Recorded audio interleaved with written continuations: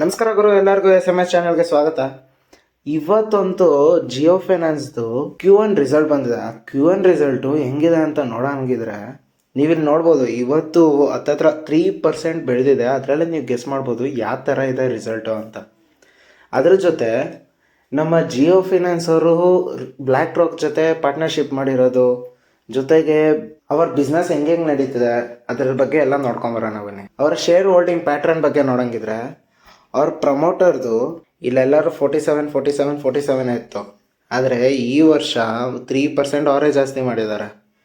ಜೊತೆಗೆ FIS DIS almost ಅವ್ರದ್ದು ಸೇಮೇ ಇದೆ. ಮತ್ತು ಗೌರ್ಮೆಂಟ್ ಅಂತೂ ಇಲ್ಲಿ ಏನು ಅಷ್ಟೊಂದು ಕೆಲಸ ಇಲ್ಲ. ಜೊತೆಗೆ ಪಬ್ಲಿಕ್ ಅಂತೂ ಜಾಸ್ತಿ ಇದ್ದಾರೆ, 25% ಹತ್ತಿರ ಅವ್ರ ಪಬ್ಲಿಕ್ ಹತ್ರನೇ ಇದೆ. ಜೊತೆಗೆ ಕ್ವಾರ್ಟರ್ಲಿ ರಿಸಲ್ಟ್ ಬಗ್ಗೆ ನೋಡೋಂಗಿದ್ರೆ ನೀವಿಲ್ಲಿ ನೋಡ್ಬೋದು. ಈ ಸರಿ ಇವ್ರ ಪ್ರಾಫಿಟ್ಟು 2,004 ಕೋಟಿ ದುಡಿದಿದ್ದಾರೆ. ಆದರೆ ಹೋದ ವರ್ಷದಿಂದ ಎಷ್ಟು ದುಡ್ದಿದ್ದಾರೆ ಅಂತ ನೋಡಿ. ಹೋದ ವರ್ಷ ಬರೀ 612 ಕೋಟಿ ಇತ್ತು.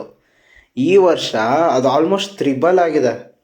ತ್ರಿಬಲ್ಗಿಂತನೂ ಒಂದು ಸ್ವಲ್ಪ ಜಾಸ್ತಿನೇ, ಅಷ್ಟು ಪ್ರಾಫಿಟ್ ಮಾಡಿದ್ದಾರೆ. ಇನ್ನು ನೀವಿಲ್ಲಿ ನೋಡಿ ಪರ್ಸೆಂಟೇಜಲ್ಲಿ ನೋಡಿ, ಹೋದ ಜೂನಲ್ಲಿ 47%, ಹೋದ ಕ್ವಾರ್ಟರ್ಗಿಂತ ಜಾಸ್ತಿ ಮಾಡಿತ್ತು. ಅದಾದಮೇಲೆ ನೆಕ್ಸ್ಟ್ ಕ್ವಾರ್ಟರಲ್ಲಿ ಇದರಿಂದ 42% ಎಕ್ಸ್ಟ್ರಾ, ಮತ್ತು 100% ಜಂಪು, ಆಮೇಲೆ 106% ಜಂಪು. ಅದಾದಮೇಲೆ ಡೈರೆಕ್ಟ್ 227% ಜಂಪು. ಇಲ್ಲಿ ನೋಡಿ, ಹೋದ ಮಾರ್ಚಲ್ಲಿ ಎಷ್ಟಿತ್ತು? 1019 ಇತ್ತು. ಆದರೆ ಈ ಸರಿ 2004ಗೆ ಹೋಗ್ಬಿಟ್ಟಿದೆ. ಜಿಯೋ ಫೈನಾನ್ಸ್ ಅಂತೂ ನಿಜವಾಗ್ಲೂ ಸೂಪರಾಗಿ ಪರ್ಫಾರ್ಮ್ ಮಾಡ್ತಿದೆ. ಜೊತೆಗೆ ಇವರು ಪ್ರಾಫಿಟ್ ಬಿಫೋರ್ ಟ್ಯಾಕ್ಸ್ ನೋಡಿದ್ರೆ 970 ಕೋಟಿ, ಅದ್ರದ್ದು ಹೋದ ವರ್ಷ ಬಂದುಬಿಟ್ಟು 419 ಕೋಟಿ. ಇಲ್ಲಿ ನೋಡ್ಬೋದು ನೀವು, ಡೈರೆಕ್ಟ್ ಫುಲ್ ಜಂಪೇ ಆಗೋಗಿದೆ ಇಲ್ಲಿ.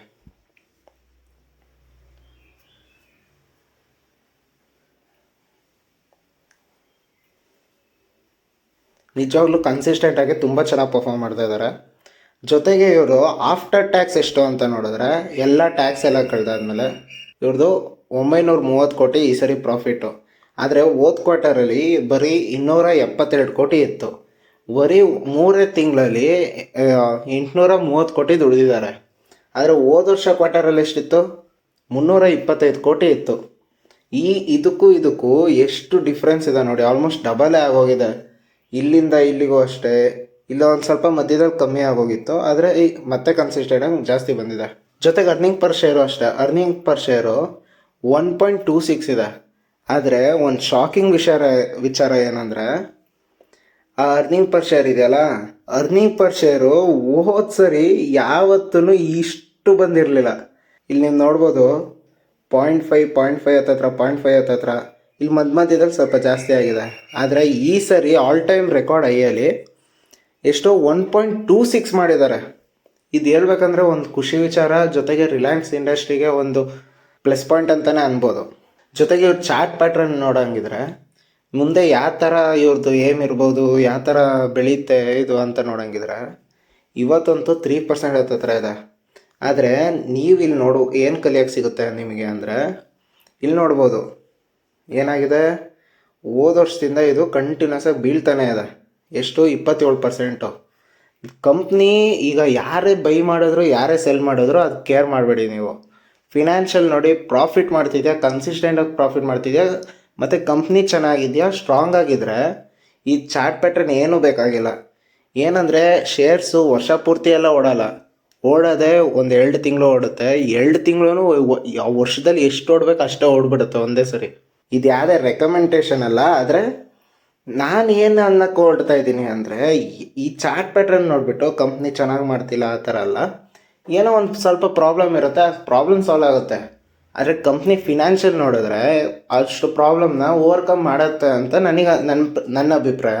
ಯಾರೇ ಬೈ ಮಾಡಿದ್ರು ಯಾರೇ ಸೆಲ್ ಮಾಡಿದ್ರು ಗೊತ್ತಿಲ್ಲ.